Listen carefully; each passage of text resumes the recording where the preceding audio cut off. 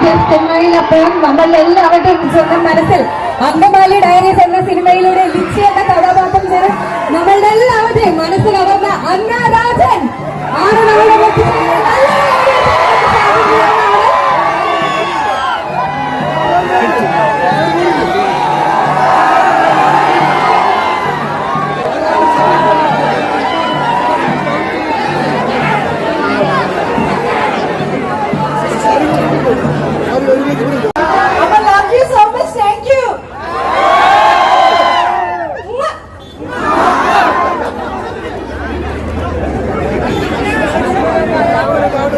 നമ്മളുടെ ആ ഒരു എക്സൈറ്റ്മെന്റും സന്തോഷവും എല്ലാം അറിയിച്ചുകൊണ്ട് ഒരു ഡബിൾ സ്ട്രോങ് ഐഡിയ ഒരിക്കൽ കൂടി ആയല്ലോ.